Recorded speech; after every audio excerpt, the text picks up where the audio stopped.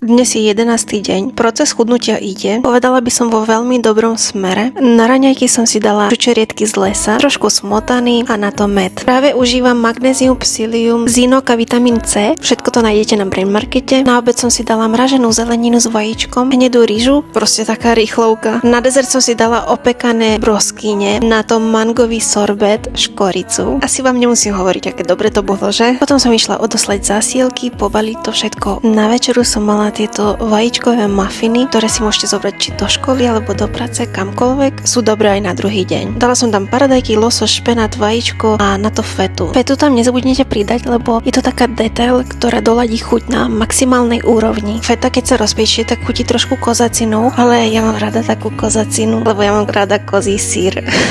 Oh my god. To zas bude. A tak ako inak mám opísať jedlo. Tom som si dala kúsok buraty, ohorku, chlebík.